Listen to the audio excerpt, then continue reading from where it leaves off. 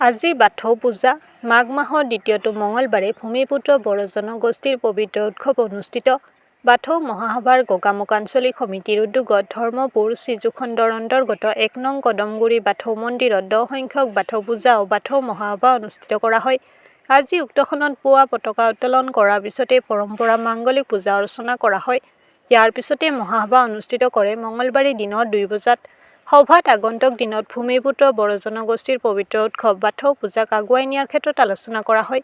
আজি উক্ত সভাত বাথৌ মহাসভাৰ জিলা সভাপতি ৰাজকুমাৰ বসুমতাৰী, বড়ো ছাত্ৰ সন্থাৰ বিষয়ববীয়া, লগতে জিলা সমিতি, আঞ্চলিক সমিতিৰ বিষয়ববীয়াসকল, অঞ্চলটোৰ একাংশ জ্যেষ্ঠ গণ্যমান্য ব্যক্তিসকল উপস্থিত থাকে।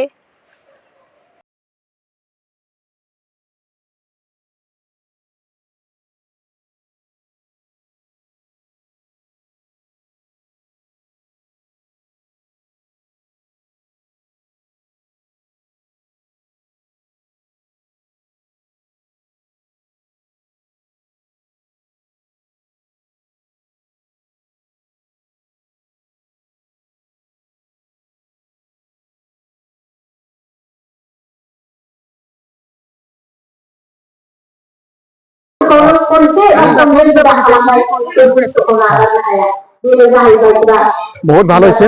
নমস্কাৰ জনাইছোঁ আগতে আপোনালোকৰ আহি পিনে আমাৰ যে সংবাদ লৈছে তাৰ বাবে বহুত ধন্যবাদ। আজি আমাৰ মাঘদানৰ দ্বিতীয় মঙলবাৰ, এইটো আমাৰ গোঠাৰ বাথৌ চান বুলি কয়। এইটো আমাৰ অসমৰ মুখ্যমন্ত্ৰী আছিল সেই সময়ত ২০১৫ চনত সৰ্বানন্দ সোণোৱালৰ দিনতে স্বীকৃতি দিয়া আৰু এই দ্বিতীয় মঙলবাৰটো বাথৌ চান গোঠাৰ বাথৌ চান পবিত্ৰ মঙলবাৰ হিচাপে আমাক বন্ধ ঘোষণা কৰিছে। আগৰ পৰাই আমি এই গোঠাৰ বাথৌ চানটো আমাৰ বাথৌ ধৰ্মীয় পালন কৰি থাকে। সেয়ে কিন্তু ২০১৫ চনৰ পৰা সৰ্বানন্দ সোণোৱাল ছাৰে মুখ্যমন্ত্ৰী হোৱাটো আমাৰ স্বীকৃতি দিলে বন্ধৰ ঘোষণা। তাৰ বাবে আকৌ বেছিকৈ আমাৰতো এই বাথৌ গোঠাৰ চানটো আমি পালন কৰি আহিছোঁ। আমাৰ পূৰ্বে পৰিষদৰ পৰা পালন কৰি আহিছোঁ। ইয়াৰ আমাৰ ৫টা পৰ্ব আছে, ৫টা তিথি আছে। বহাগ বিহু, বৈশাগৰ পৰ্ব, তাৰপৰা আছে আমচুৱা পৰ্ব, তাৰপৰা অম্বুবাচী তিথি, তাৰপৰা আছে কাতি বিহু, মাইনাও পৰ্ব, তাৰপৰা আছে আমাৰ আঘোণত কিবা ন ভাত খোৱাৰ পৰ্ব, তাৰপৰা আছে মাঘদান মেজি পৰা পৰ্ব। ৫টা পৰ্ব আছে। তাৰ বাদেও আমাৰ দ্বিতীয় মাঘদানৰ প্ৰথম মঙলবাৰটো আমাৰ কাৰণে পবিত্ৰ মঙলবাৰ, ই আমি স্বীকৃতি কিবা কৰিছে। তাৰ বাবে আমি অসম চৰকাৰক বহুত বহুত ধন্যবাদ। আৰু আজি আমাৰ অকল আমাৰ গোগামুখ দিয়াত আঞ্চলিক কমিটিৰ অকল নহয়, ইয়াতে আমাৰ গোগামুখ আঞ্চলিক কমিটিত 64খন গাঁও আছে। প্ৰতিটি গাঁৱতে নিজৰ নিজৰ ধৰ্মীয় কিবা অনুষ্ঠানত পতাকা উত্তোলন কৰিছে আৰু প্ৰতিটো গাঁৱতে নিজে নিজে এই পবিত্ৰ বাথৌ চানটো পালন কৰিছে।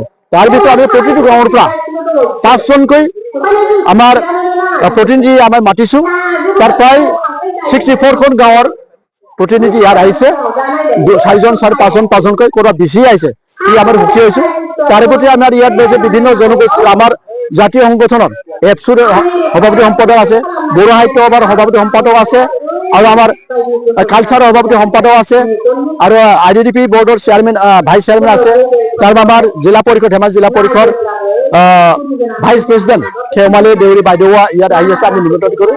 আমাৰ ধেমাজি জিলাৰ মাইনপুৰ মহিলা মৰ্চাৰো আমাৰ সভানেত্ৰী লেকচাৰ দি আছে, তেখেতক আমি নিমন্ত্ৰণ কৰিছোঁ। আৰু বিভিন্ন আমাৰ জিলাৰ কৰ্মীসকলেও ইয়াত আছে।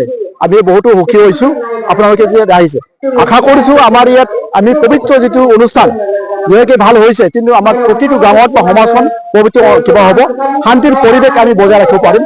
আমাৰ ইয়াত বিভিন্ন জনগোষ্ঠী আছে, বিভিন্ন ধৰ্মাৱলম্বী আছে, সকলো লগতে মিলা প্ৰীতিকে যে আমি থাকিব পাৰোঁ সেইটো আমি বিচাৰোঁ। আগত যি হৈ গ'ল যাতে আমি সোণৰ অসম বুলি কৈ থাকোঁ।